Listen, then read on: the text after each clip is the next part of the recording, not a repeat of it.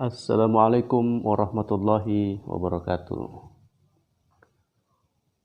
Pada video kali ini kita akan melanjutkan pembacaan kitab Sirrul Asrar yang ditulis oleh Syekh Abdul Qadir Jailani. Kita sudah berada di bab 3, Singgasana Ruh dalam Jasad. Sebelum kita lanjut, saya ingin sampaikan kepada teman-teman bahwa kitab ini terdiri dari 24 bab dan diawali dengan satu mukaddimah. Berarti semuanya sudah ada 25 bagian karena 25 bab dan diawali dengan satu mukaddimah. Bagi teman-teman yang belum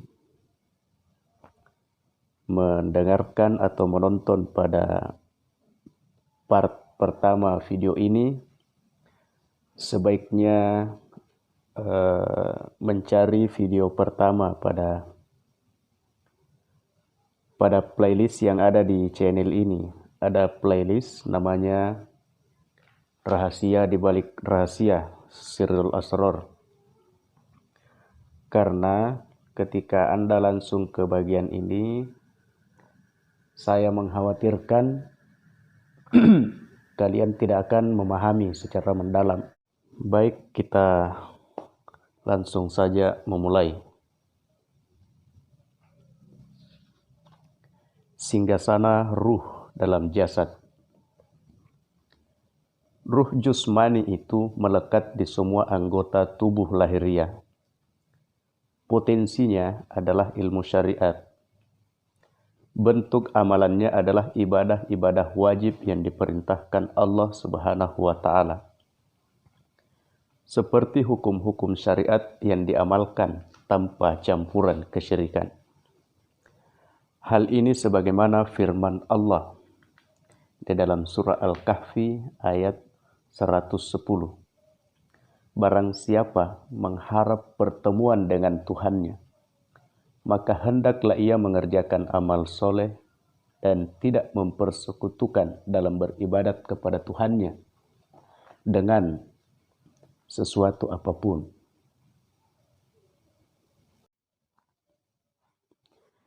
Juga sebagaimana sabda Rasulullah sallallahu alaihi wasallam, "Innallaha thayyibul la yaqbalu illa thayyiba." Sesungguhnya Allah Maha Baik dan tidak menerima kecuali hanya yang baik. Hadis riwayat Imam Muslim. Innallaha witru yuhibbul witra. Sesungguhnya Allah itu gasal dan menyukai yang gasal. Hadis riwayat Imam Tirmizi. Yang dimaksud hadis di atas adalah amal yang bersih dari riyah dan sum'ah. Keuntungan dunia dari kemampuan mengelola ruh jusmani adalah derajat kewalian, tersingkapnya tabir atau mukasyafah, dan penyaksian atau musyahadah kepada Allah di alam mulk, dari bumi sampai langit. Selain itu, ia dianugerahi karomah, seperti berjalan di atas air, terbang di angkasa, ilmu melipat bumi yang dapat memendekkan jarak, mendengar dari jarak sangat jauh, melihat rahasia tubuh, dan lain sebagainya. Sedangkan keuntungan di akhirat dari kemampuan mengelola ruh jusmani ini adalah berupa surga, bidadari, istana, pelayan, minuman, dan berbagai bentuk kenikmatan lainnya. Tempatnya adalah di surga pertama, yaitu surga ma'wa. Ruh rawani. Tempat ruh rawani adalah di dalam hati atau kalbu. Potensinya adalah ilmu tarekat. Bentuk amalannya adalah menyibukkan diri dengan 4 yang pertama, di antara 12 nama-nama Allah. Di dalam surah Al-Isra ayat 110, Allah Subhanahu wa taala berfirman, "Katakanlah, serulah Allah atau serulah Ar-Rahman dengan nama yang mana saja kamu seru. Dia mempunyai nama-nama yang baik atau Asmaul Husna. Dan janganlah kamu mengeraskan suaramu dalam solatmu, dan janganlah pula merendahkannya, dan carilah jalan di tengah di antara keduanya." Al-Isra ayat 110. Allah Subhanahu wa taala juga berfirman di dalam surah Al-A'raf, "Hanya milik Allah Asmaul Husna, maka mohonlah kepadanya dengan menyebut Asmaul Husna itu, dan tinggalkanlah orang-orang yang menyimpang dari kebenaran dalam menyebut nama-namanya. Nanti mereka akan mendapat balasan terhadap apa yang mereka kerjakan." Al-A'raf ayat 180. Artinya, nama-nama Allah adalah sarana untuk menyibukkan diri dengan melafalkannya secara khusyuk. Itulah ilmu batin. Sedangkan makrifat adalah buah dari nama-nama tauhid, sebagaimana yang disabdakan oleh Rasulullah sallallahu alaihi wasallam, "Innallaha tis'atun wa tis'ina isman, man ahsaha dakhalal jannah." Sesungguhnya Allah memiliki 99 nama. Barang siapa yang menguasainya, niscaya masuk surga. Hadis riwayat Imam Tirmizi. Yang dimaksud menguasai dalam hadis ini adalah orang yang bersangkutan memiliki sifat nama-nama Allah dan berakhlak dengan akhlak nama-nama Allah. Ada 12 nama Allah. Jumlahnya sama dengan jumlah huruf dalam kalimat syahadat tauhid yang menjadi akar bagi nama-nama Allah yang lain. Jumlah huruf dalam kalimat ini ada 12. Kemudian Allah meneguhkan 12 huruf itu sebagai fase tingkatan hati. Setiap huruf mengandung satu asma Allah, dan setiap alam rohani mengandung 3 asma Allah. Dengan nama-nama Allah itulah kemudian Allah meneguhkan hati kaum muhsinin. Yuthabbitullahu alladhina amanu bil qawli tsabit fil hayatid dunya wa fil akhirah. Allah meneguhkan iman orang-orang yang beriman dengan ucapan yang teguh itu dalam kehidupan di dunia dan di akhirat. Al-Quran surah Ibrahim ayat 27. Berkat kedekatan dengan Allah, maka Dia menurunkan ketenangan hati kepada mereka. Kemudian tumbuhlah di dalam hatinya pohon tauhid. Akarnya menghujam kuat di bumi, bahkan tembus ke bawah tanah. Sementara cabangnya mencapai langit ke-7, bahkan menembus arasy. Di dalam surah Ibrahim, Allah Subhanahu wa taala berfirman, "Alam tara kaifa daraballahu mathalan kalimatan thayyibatan kasyajaratin thayyibatin asluha tsabit wa far'uha fis sama." Tidakkah kamu perhatikan bagaimana Allah telah membuat perumpamaan kalimat yang baik seperti pohon yang baik, akarnya teguh dan cabangnya menjulang ke langit. Al-Quran surah Ibrahim ayat 24. Keuntungan dari kemampuan mengelola ruh rawani adalah hidupnya hati dan musyahadah di alam malakut, yakni menyaksikan surga dengan segenap penghuninya, cahaya ilahi dan para malaikat, atau dalam bentuk kemampuan mengucap secara lisan batin tanpa suara dan tanpa huruf, tempat ruh rawani di akhirat adalah di surga kedua, yaitu surga Naim. Ruh sultani. Tempat ruh sultani ada dalam fuad. Potensinya adalah ilmu ma'rifat. Bentuk amalannya adalah melanggengkan 4 yang kedua di antara 12 nama-nama Allah dengan lisan hati. Imam Ad-Darami meriwayatkan sebuah hadis dari Nabiullah Muhammad sallallahu alaihi wasallam. Al-ilmu ilmani. Ilmun 'alal lisan, fadzalika hujjatullah 'ala ibni Adam. Wa ilmu fil qalbi, fadzalika ilmun nafi'. Ilmu ada 2. Ilmu dengan lisan, yaitu hujah Allah terhadap keturunan Adam. Dan ilmu dengan hati, itulah ilmu yang bermanfaat. Hadis riwayat Ad-Darami. Ilmu dengan hati menjadi ilmu yang bermanfaat karena sebagian besar manfaat ilmu ada di level ini. Rasulullah sallallahu alaihi wasallam bersabda, Innal Qur'ana zahra wa batna wa libatnihi batnan ila sab'ati abtun. Sesungguhnya Al-Qur'an memiliki aspek lahir dan batin. Batinnya Al-Qur'an memiliki 1 sampai 7 batin lagi.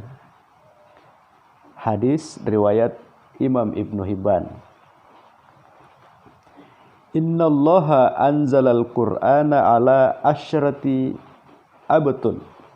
Sesungguhnya Allah menurunkan Al-Qur'an dengan 10 batin. Setiap yang lebih dalam itulah yang lebih bermanfaat dan lebih menguntungkan. Karena mengandung banyak keajaiban. Ke-12 nama Allah ini memiliki kedudukan yang serupa dengan 12 mata air bekas pukulan tongkat Musa alaihissalam. Di dalam surah Al-Baqarah ayat 60, Allah Subhanahu wa taala berfirman, "Wa izistasqa Musa liqaumihi faqul nadrib bi'asokal hajar fanfajarat min hutnata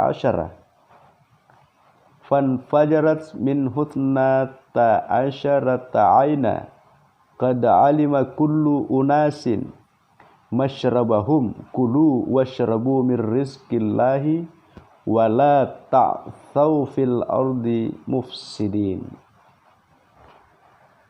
Dan ingatlah ketika Musa memohon air untuk kaumnya, lalu kami berfirman, pukullah batu itu dengan tongkatmu, lalu memancarlah darinya 12 mata air. Sungguh tiap-tiap suku telah mengetahui tempat minumnya masing-masing. Makan dan minumlah rezeki yang diberikan Allah, dan janganlah kamu berkeliaran di muka bumi dengan berbuat kerusakan. Al-Quran Surah Al-Baqarah ayat 60. Ilmu itu bagaikan air hujan di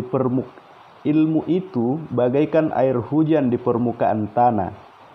Sedangkan ilmu lahir itu bagaikan air hujan di permukaan tanah.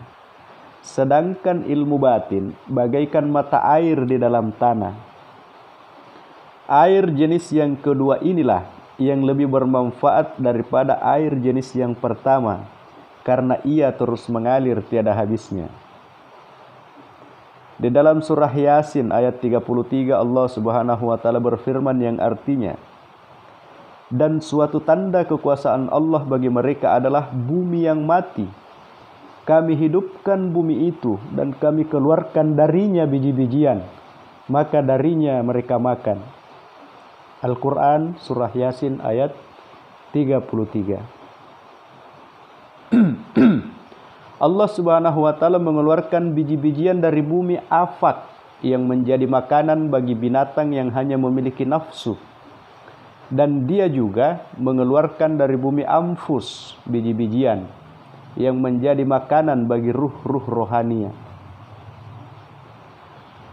Man akhlasallahu arba'ina sobahan zaharat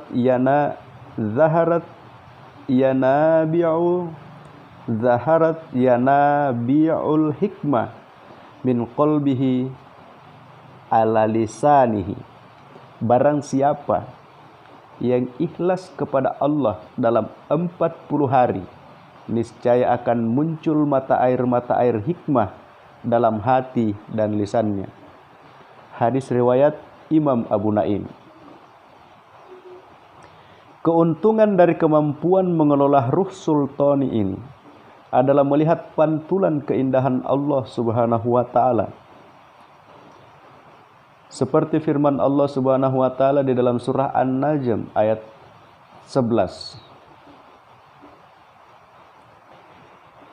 Yang artinya, yang diajarkan kepadanya oleh Jibril yang sangat kuat, yang mempunyai akal yang cerdas, dan Jibril itu menampakkan diri dengan rupa yang asli, sedangkan dia berada di ufuk yang tinggi.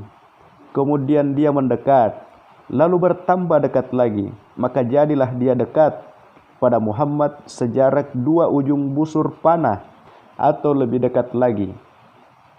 Lalu dia menyampaikan kepada hambanya Muhammad apa yang telah Allah wahyukan. Hatinya tidak mendustakan apa yang telah dilihatnya. Al-Quran surah An-Najm ayat 11. Rasulullah sallallahu alaihi wasallam bersabda, Al-mu'minu mir'atul mu'min. Mukmin adalah cermin bagi mukmin yang lain. Hadis ini diriwayatkan oleh Imam Abu Daud. Mukmin yang pertama dalam hadis ini adalah hati hamba yang beriman kepada Allah. Sementara mukmin yang kedua adalah Allah Subhanahu wa taala. Artinya, seorang mukmin merupakan cermin bagi nama dan sifat Allah Subhanahu wa taala.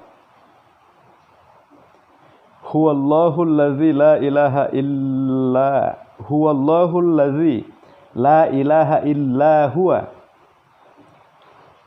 Huwallazi la ilaha illa huwa wal malikul quddusus salam al-mu'minul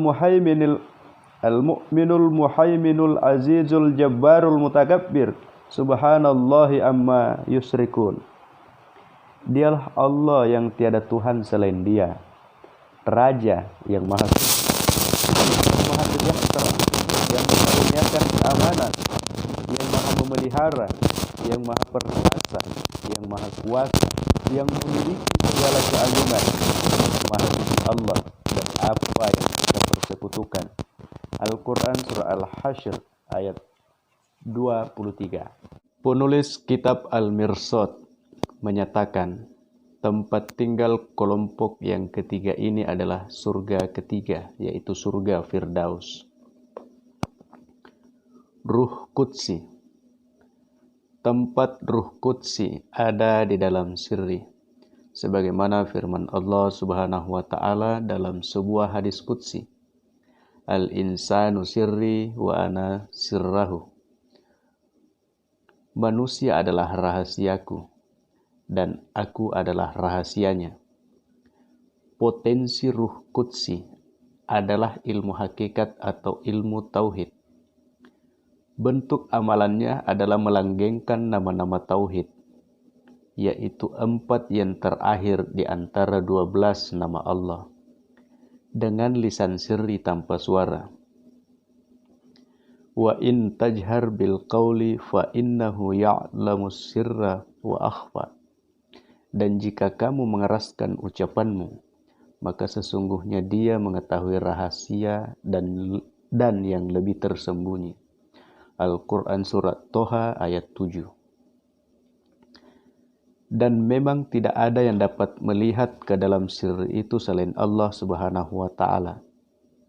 Adapun keuntungan dari kemampuan mengelola ruh qudsi adalah lahirnya bayi maknawi atau tiflul ma'an, musyahadah dan mu'ayana, sehingga ia dapat melihat wajah Allah Subhanahu wa Ta'ala dari segi keperkasaan dan keindahannya. Wujuhu yawma'izin nadira ila rabbiha nazira. Wajah-wajah orang-orang mukmin pada hari itu berseri-seri. Kepada Tuhannya lah mereka melihat. Al-Quran Surah Al-Qiyamah ayat 22 dan 23. Tapi penglihatan itu tanpa perlu dipertanyakan, tanpa gambaran kualitas, dan tanpa penyerupaan dengan makhluk.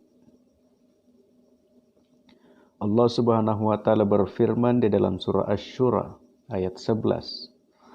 Artinya, Dia pencipta langit dan bumi. Dia menjadikan bagi kamu dari jenis kamu sendiri pasangan-pasangan, dan dari jenis binatang ternak pasangan-pasangan pula. Dijadikannya kamu berkembang biak dengan jalan itu. Tidak ada sesuatu pun yang serupa dengan Dia. Dan Dialah yang maha mendengar dan maha melihat. Al-Quran Surah Asy-Syura ayat 11. Ketika manusia telah sampai pada keinginannya, maka akal pun menjadi tumpul, hati menjadi bingung, lidah menjadi keluh. Ia tidak akan dapat menggambarkan tentang semua itu karena Allah Subhanahu wa Ta'ala yang maha suci dari segala keserupaan. Ketika kabar seperti ini sampai ke tangan para ulama, maka seyogianya mereka memahami seluruh makam hati, berhasrat untuk meraih hakikatnya, menghadap kepada yang tertinggi, serta berupaya sekuat tenaga untuk mencapai makom laduni, yaitu makrifat atas zat ahadi, tanpa penentangan terhadap makom yang telah kami sebutkan ini. Oke, pada bab ini pembacaan telah selesai sampai di sini, dan semoga dengan kitab Sirrul Asrar ini akan bisa menambah ketakwaan dan keimanan kita kepada Allah Subhanahu wa Ta'ala. Dan kita akan jumpa pada video berikutnya, yaitu macam-macam ilmu. Sekian. Wassalamualaikum warahmatullahi wabarakatuh.